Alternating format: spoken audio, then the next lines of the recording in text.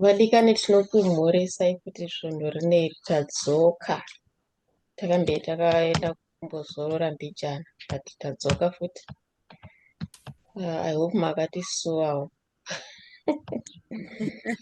Anyway, I hope ndinoimba kuti kwese muri right kwamuri. Saka nhasi ndaida kungoshewa hangu kuna Isaiah 40 pane vhesi rakaditira zvakanaka this week. Verse 6 to 8. Saka rinoti izvoni, inzwi rinoti daidzira. English inotaura kuti hanzi prophesy. Mumwe akati ndichadaidzireiko? Zvikanzi daidzira kuti vanhu vose uswa, kunaka kwazvo kwose kwakaita seruva rokusango. Uswa hunooma, ruva rinosvava, nokuti mweya waJehovha unofuridza pamusoro pazvo. Zvirokwazvo vanhu uswa. Saka pane shoko rangu pavhesi 8 pakanzi uswa hunooma, ruva rinosvava, asi shoko raJehovha raJehovha wedu richagara nokusingaperi. Saka pakanditira zvakanaka kwazvo kuti contrast yacho yakashandiswa apa is so powerful, yekuratidza ukuru hweshoko raMwari kuti rine ugaro husingaperi. Hanzi vanhu vakafananidzwa neuswa, kunzi hunosvava, hunooma, maruva anozosvava, nesu vanhu vanosvava kuti. Saka ndinongopa example like yedu isusu vanhukadzi, kuti munhu paanenge ari musikana paanenge achibwinya bwinya achipenya, ganda rakazara munyefu wese uripo, and then hazvirapi zvakadaro 15 16 17 20 zvinenge zvichakanaka, achishaina, achipoza, nemastepi anenge achitochinja, achifamba achibhambawo zvezvo, ndaapoka ndaamhandara. But umhandara uya unosvika paunopera futi, and pane paunosvika pekuti miri wako unosvika pakuchembera, pamwe wakutokuma 70 paya, haurambi uchingoridaruka, haurambi wakaita sekunge uri 30 kana kuti 40 kana kuti mheno. Pane zvinochinja kuti nyama dzinenge dzaakurembera, dzaakutoratidza kuti nguva yaenda. Saka ndokusvava kutaurwa ikoko kuti munhu wese anosvika ipapo. Ende hazvisarudze kuti une mari yakawanda kana kuti une mari shoma kana kuti uri murombo kana kuti unotaura nendimi dzakawanda stereki, unotongori mutemo waMwari. Saka izvozvi kusvava kwacho ikoko kunoitika pamunhu wese. Kwanzi zvinoitika pamunhu nezvinhu zvakasika, asi shoko raMwari hariperi, harisvave, haribate mudonzvo, harinzi pane raita marinkuzi, shoko ratadza kushanda, roda kutomboaima, roda kutombowachwa, roda kutombogadzwa kuzorwa mafuta. Rinongori nekusingaperi, hanzi rinogara nekusingaperi, hanzi rinobva pakusingaperi kusvika pakusingaperi. Pane vhesi inotaura kuti izvoni ngiriki ndangoenda ipapapo, iri kuna Luke 21 vhesi 33, yakati hanzi denga nenyika zvichapfuura, asi mashoko angu haatongopfuuri. And then Hebrews 4 vhesi 12 ndichangoerenga nechirungu, yakati hanzi izvo ndofungwa ndakavavhura but hapasi kure kure. Hebrews 4 vhesi 12 hanzi, for the word of God is living and powerful and sharper than any two-edged sword. Hanzi izvo, piercing even to the division of soul and spirit and of joints and marrow, and is a discerner of the thoughts and intents of the heart. Pane pamwe pandaura kuti mapisarimo pakanzi hanzi the word of God is right and true. Jesu pakataura pane imwe nzvimbo akati hanzi these words I speak, they are spirit and life. Saka maiona contrast yeshoko raMwari nezvinopera, zvinodyiwa nengura, zvinodyiwa nemakonye, zvopera, zvokanganika, but shoko raMwari Saka shoko raMwari rinoshandira munhu anenge achiritenda, anoribhilivha kuti riri kutaurwa naMwari izvi. Sezvakataurwa paiye muna Hebrews 6, I think. Hebrews 11 verse 6. Pakati hanzi Mwari vakati hanzi pasina kutenda hazvibviri kufadza Mwari. Means kutenda shoko ravo racho ravakataura pakutanga. Plus it's not just shoko nje, ishoko rataurwa kuna Hebrews kuti rinocheka semunondo, rinoita zvarine ratumwa even kuna Isaiah 55. Mwari vanoda kuti shoko rangu haridzokere rakadaro. Saka ndozvandaida kushaya vadikani nhasi, kuti shoko raMwari rine simba zvakanyanya.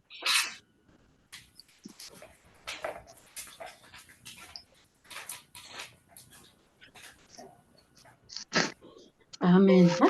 Zvakanaka vedu zvamataura munhu waMwari, kuti izvoni munhu anosvava. Unenge usingambozvifungiri kuti kutosvava kwacho nawo kutoreva kuti ndokutopera kweupenyu kwokutozoenda kunosangana naShe. Saka munhu anenge asingazvizivi. Saka mataura zvandinotaurawo zvakanaka, kuti ngatigare tichiziva kuti tinosvava semauswa. 2 minutes tinosvava. Saka ngatigare tichingozviziva kuti tinosvava. Kusvava kwacho nakutenge mbichana tichisvava, fesi ichiunyana mbichana masteps okutogadza kuti tikutoenda kunodi kuzonova naShe. Saka tikazviziva kana kuti tichizvityisidzira zvinoita kuti tigare zvakanaka. Nokuti ukasagara uchizvityisidzira unoona unoramba wangodaro. Ndosaka maizoona vamwe vaiti zvoni kune vanhu vaitomborira asi zvinonzi havachariri zvapera. Ndozvazvinongoitawo neupenyu hwachona. Kune vamwe vangasi hanzi mbinga yezvinhu zvameno dzango mameno zvazvino. Saka dangotenda neshoko ramataura munhu waMwari. Amen. Amen. Amen. And I just want to share a little bit nepashoko kuti shoko hanzi harisvavi. Pane scripture yakandiitirawo zvakanaka, iri kundiitirawo zvakanaka mumwaka uno. Iri kuna Psalms 119 verse 162. 119 verse 162. Nechirungu inoti hanzi, I rejoice at thy word as one that findeth great spoil. Chishona chinobva chati, ndinofarira shoko renyu kwazvo, somunhu awana zvizhinji zvakapambwa. Then pavhesi 165 yacho inobva yati, great peace have they which love thy law, and nothing shall offend them. Neshona inoti, vanoda murau wenyu vane rugare rukuru, hapana chinovagumbusa. So pandakawana shoko iri rakandiitira zvakanaka, kuti imagine hanzi ndinofara kushoko renyu sekunge munhu awana apamba zvakawanda. Ukada kutarisa kakuti kana paipe kana whether wakainvesta wona mazimari hobho mafarira unenge uchiita, kana kuti wakatengesei, kana kuti wakaita sei, wobva wawana zvizhinji, kana wakarima wobva ukohwa zvizhinji, mufariro unenge uchiita. Ndozviri kutaura pano nemunyori wevhesi iyi, anoti anofarira shoko raMwari sekunge munhu awana apamba zvizhinji. Kuratidza kuti shoko raMwari hariperi. Shoko raShe riri in abundance. Chiko chaungade muupenyu zvirimo mushoko raMwari. Saka wobva utongoona kuti kunamata nekutenda kwedu hakuna zvimwe zvakunazvo kana usingazivi shoko raMwari, unenge wakatongorasika. Because mushoko raMwari paanozoti anoziva shoko raMwari andofarira mushoko raMwari nokuti anoriziva haangatongogumbuswi. Nekuti kunyange ukaudzwa mashoko akadimwe munhu akakutaurira mashoko kuti haiwa hapana zvauchamboita, uchafa uri rombe, mushoko raMwari unoenda kuna Jabhesi anonochema kuna Jesu anoti extend my territories. Saka chiko chaungade muupenyu huno zvese zviri mumushoko raMwari. Saka kutaura Sis Doreen, it's very powerful kuti shoko raMwari harisvavi. Ende ndofarira vhesi raverenga yekuti ibenyu munondo unocheka kwose. Saka when you speak the word of God in any situation, zvinhu zvinotoshanduka chete. Ukataura shoko raMwari paupenyu hwako ende ukagara mariri, haiwa haumbogari wakatsamwiswa, haumbonetsane nevanhu, nyange vanhu vakataura zvavanoda, but shoko raMwari rinokudza richinodirecta exactly to a situation that you're facing. Kana mashoko awataurirwa iwawo, shoko raMwari ririko rinonegeta zvataurwa zvakaipa against your life. Shoko raMwari ririko rinokusimudzira. Nekuti rinobva ratanzi vanomirira Jehovha vachapiwa simba idzva. Saka ameno pamwe situation yako yakutonhuhwa seyaRazaro. But yandinofarira ndechekuti Jesu vanouya votibuda, hanzi Mwari ndikunamata kuti vari pano vaone kuti mimi muri Mwari. So zviri mushoko raMwari kuti utaure to a dead situation kuti imuke. Saka dai tangogara mushoko raMwari hama, because shoko iri kai Bhaibheri rine zvese zvatingade. Saka dai Mwari vangotibatsira kugona kuriverenga shoko ravo, tigare mariri, nekuti hatimbotsamwisi, hatigumbuswi, ende tinogara tiri vanhu vanenge vakapamba zvizhinji, nekuti zvese rinenge richitipa. Ende ndopanotaura Bhaibheri rinotaura kuti pakutanga kwakanga kune shoko. Shoko rakanga rina Mwari. Shoko raive Mwari. Saka kana uchitaura shoko iri kai, uri kutaura Mwari. And what can God not do? What is impossible for God? Is there anything that is too difficult for God? There is nothing. Saka tikagara nekubata nekuziva shoko iri, upenyu hwedu hunenge hwakatinakira. Saka dai Mwari vangotibatsira kuti tiwane time in our day yekuverenga shoko ravo, nekuti munondo unocheka kwose. Muzita raJesu, amen. Amen. That's so powerful. Ndangopesa kuti shoko ndo GPS reupenyu hwedu, like it's our manual. And I've heard many people vanenge vachiti, hey, ma steps 5 ekunzwa Mwari, ma steps 10 ekunzwa Mwari.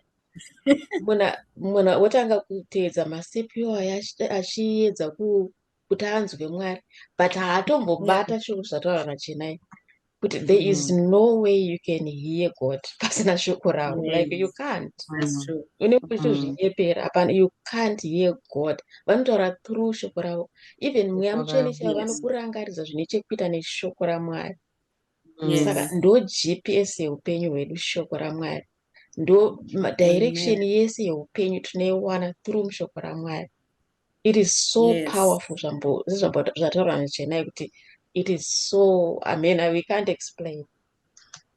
So tika practice kudzidzira every day kuti kuita ushamwari neshoko raMwari, because vanotaura kuburikidza neshoko ravo.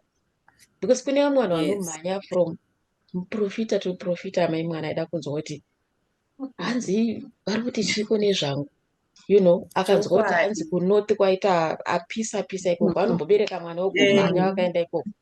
Kusouth kwaita neikoko wagumhanya ikoko, uko kwese kutsvaga kuti Mwari vari kuti, but iri wakarisa mushelf. Yeti Mwari vari kutaura every day through shoko ravo. So shoko raMwari is very powerful.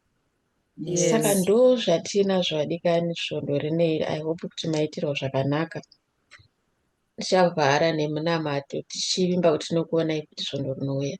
Tinamate hedu. Baba, tinokutendai manheru ano neshoko renyu.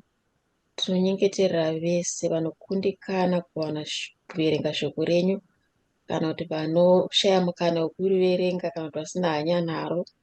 Muvapewo hanya kubva manheru ano ekuda shoko renyu. Vapewo nzara nenyota yeshoko renyu, nekuti mukukuzivai kwese kunotangira mushoko renyu. Kuziva Mwari kwese kunotangira mushoko renyu rakabva ramakataura imimi, rinonzi ndimakarifemera shoko iri.